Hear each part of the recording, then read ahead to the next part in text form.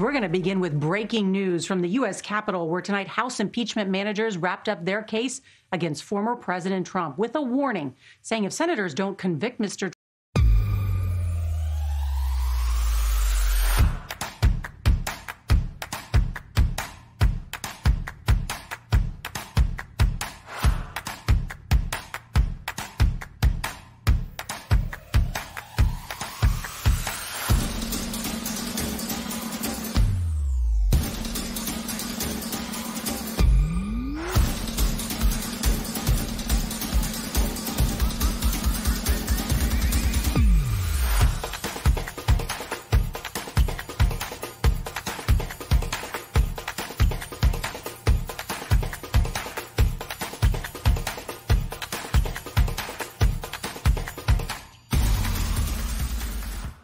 Trump, and ban him from holding public office, he could incite violence again.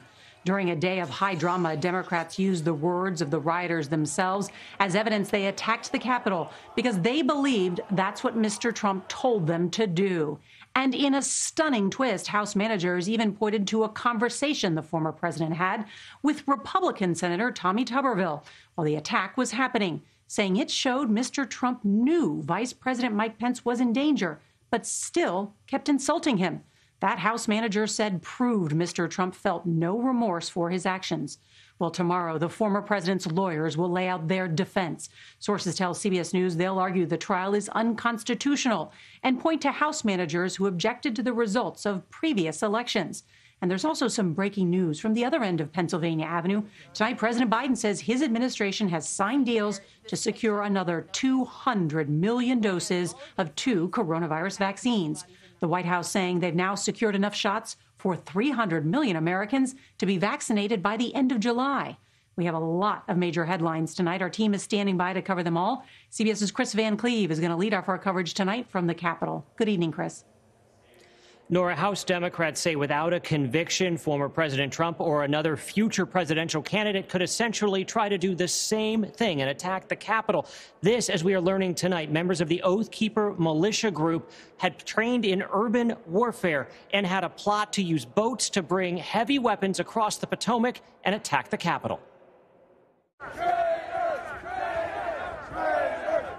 Relying again on jarring video reminders of the violence on January 6th, House Democrats sought to break down a key Republican talking point. Former President Trump couldn't have known the crowd gathered to hear him speak would violently storm the Capitol. January 6th was a culmination of the president's actions, not an aberration from them. Calling the April siege of the Michigan Capitol a trial run, impeachment managers used the former president's tweets and words. We gotta get her going. I don't think she likes me too much. To show he encouraged supporters to act while never condemning the foiled kidnapping plot against Michigan Governor Gretchen Whitmer, instead arguing Mr. Trump stepped up his attacks.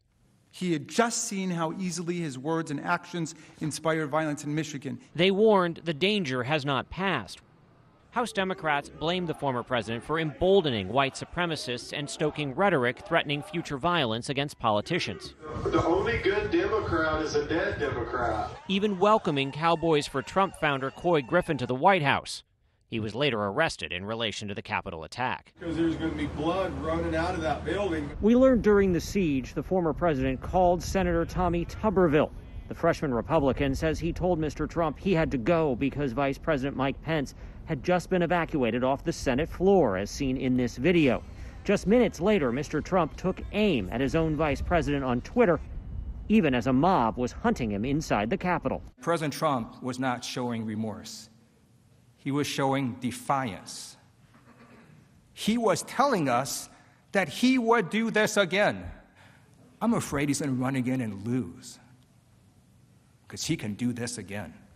Just today, 5 people associated with the Proud Boys were charged with conspiracy. Charging documents allege the group moved closely to each other inside the Capitol on January 6th, wearing pieces of fluorescent orange tape on their clothing and wearing tactical-style gear. One had a wooden club or axe handle that was initially disguised as a flag. Mr. Trump's lawyers are expected to argue the impeachment trial is unconstitutional, that the former president was denied due process and his actions were protected by the First Amendment. House Democrats moved to undercut their case. He was the President of the United States. And he had spent months,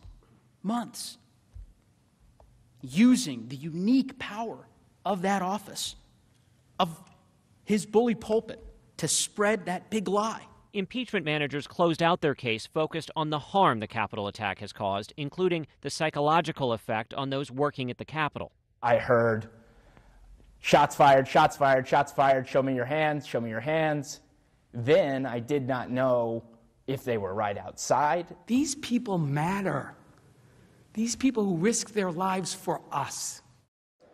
The former president's defense team expects to only need tomorrow to argue its case. And while most Senate Republicans appear likely to vote to acquit, Louisiana's Bill Cassidy says he's got some real questions he needs answered by the defense, including why didn't the former president call off the rioters faster? Nora? Kris Van Cleave, thank you.